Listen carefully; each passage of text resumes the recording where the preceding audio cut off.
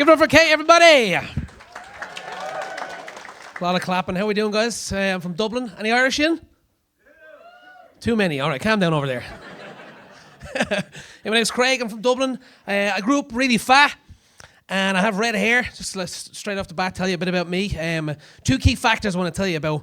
These are the reasons why I got robbed a lot growing up, okay? So when you're fat, you're slow, they can catch you, okay? Bullies are fast, guys, and you become the runt of the litter real quick. Also, when you have red hair, they can see you in the night. There he is. Let's get him, boys. Oh, shit, right? Yeah, I got robbed a lot growing up, mostly from my own family, but other people as well, you know. Getting robbed a lot. I grew up in a bad neighborhood, so I got robbed a lot, you know. Had everything taken from me, all the classics taken from me, things like, my bike, my virginity, my Pokemon cards, taken from me. Look, I know you heard that one in the middle, guys. I slipped it in there so we could talk about it, right? Bit of a true story. Nobody panic, but a priest took my Pokemon cards. It's good stuff, right?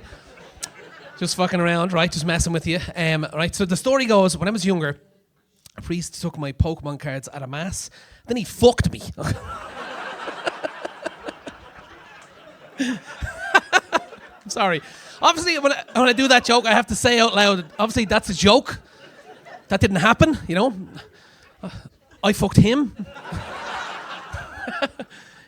Just kidding around. Just now we're having fun, okay? We're having fun, right? Anyway, I broke up with the priest. I have a girlfriend now. Things are going well. She helped me quit smoking just before Christmas. Managed to get off the smokerettes. No longer on the smokes. Any smokers in the house? Just a few people, okay. Give me a cheer if you know what smoking is. It's not easy to quit smoking, I worked in hospitality, and hospitality and cigarettes really go hand in hand like cigarettes and hospitality. They are just quite the pair. It's not easy. I had to learn how to quit smoking because I just did the whole quitting and starting thing like 100,000 times. So I had to learn how to quit smoking. What they tell you is it takes 28 days for the nicotine to leave your system, right? And then during that 28 days, it's up to you to battle your cravings, because your cravings are going to make you say and think crazy shit to justify having a cigarette, right? They're going to invent stress for you to have a cigarette. Like, you could be in your house on your day off. I remember actually one of the times I caved. I remember being in my house on my day off, walking real casual, didn't want to fall back into my bad habits, but I tripped and fell and dropped my phone, and I was like, fuck this. I'm getting a bag of cans, a box of smokes, and a bunch of cocaine. Fall back into those bad habits real quick, guys. Slippery slope. The thing is, I liked smoking cigarettes, and there's stuff I really missed about it. I loved having a pint and a cigarette outside a pub after a social occasion, having a little moment to myself, Pint and cigarette is a very tasty combination, guys. If you haven't smoked before, you should get addicted. It's amazing. Right? I loved having a pint and a cigarette, and what I really missed was I'd be outside having a pint and a cigarette, and just as I'm about to finish my smoke, a kid would walk past and call me a ginger. I'd take one last drag of my cigarette, and then I'd throw the pint glass at him. And I really miss that, guys. That's what I really miss. But I can't do it anymore because I don't smoke. I remember being 3 weeks off the smokes in the 28-day period. And there was one night I remember I almost caved, right? It was a really intense night. I remember watching a movie with my girlfriend. I stayed in and skipped the social occasion because I didn't want to fail. And I remember the movie I watched, and I remember one scene in particular that almost broke me. It was really tense. It was a dark thriller. The story was about a couple. And in the story, the girlfriend gets kidnapped, and the boyfriend is the lead suspect, right? And they bring him in for questioning, and the police give him the classic good cop, bad cop routine, right? The bad cop comes in while this guy's handcuffed at the interrogation table, starts punching him in the face, asking him questions like, where's the girl? Did you do it for the father's money? Tell us. Time is of the essence. Punching this guy in the face over and over again. And the good cop runs in and pulls him off. He's like, get the fuck out of here. You shouldn't be punching him like that. Get the fuck out of here. He's going crazy. He's like, time is of the essence. We got to save the girl. I'm watching this all like, right? And he goes, sorry about him. We shouldn't have let him near you. We'll come back in a second, right? Good cop leaves the room. Just as he's about to leave, pokes his head back in. He says, look, I'll give you a smoke. Do you smoke cigarettes? And I was watching this like, oh. Right? Gives him a packet of cigarettes and a book of matches. Leaves the room. And the guy tends to his wound for a second. He's all bloody in one eye. And he just goes, all right. And he takes over the box of smokes and the matches.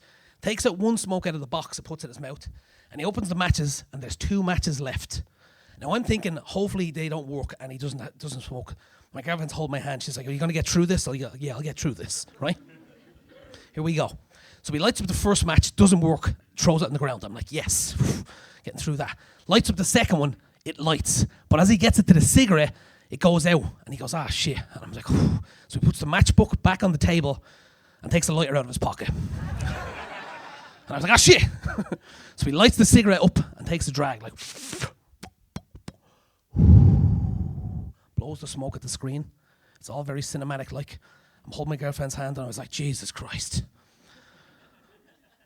I hope my girlfriend gets kidnapped. She was like, what did you say? I said, nothing, sweetheart. I want to be the lead suspect in the kidnapping. Give me a goddamn cigarette right now. It's not easy, guys. So I managed to quit smoking. Just got through that night. It was tough. I say that now. I see us outside after the gig. I'm like, did you enjoy the gig? Yeah, it was great, wasn't it? When I do comedy, I like to raise awareness for tough subjects that people aren't really talking about. I like to spread information.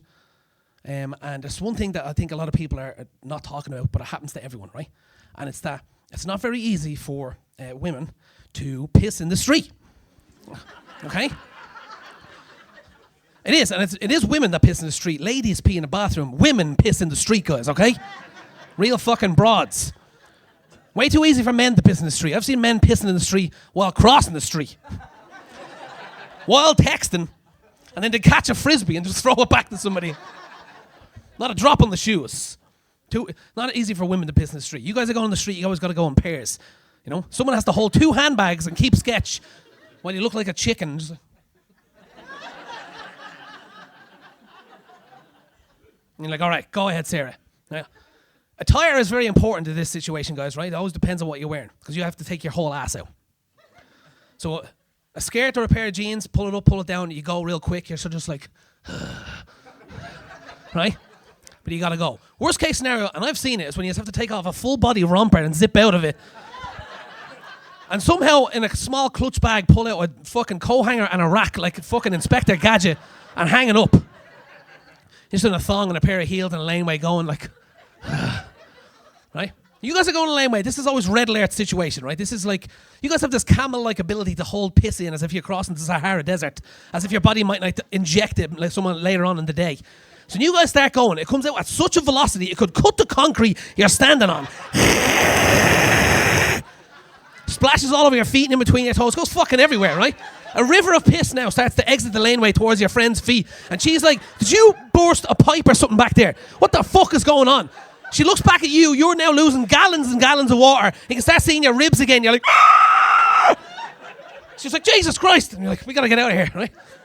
And you're like, do you have that in the handbag I can wipe with and get the fuck out of here? And she's like, we have nothing enough. And you're like, oh, fuck. And you guys do that ass shake thing I've seen you do and just fucking...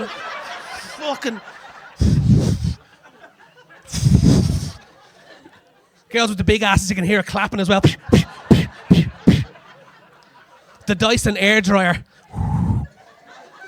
And just as you're about to finish and you're like shaking off, right? You ever blow on the top of an empty glass bottle and like...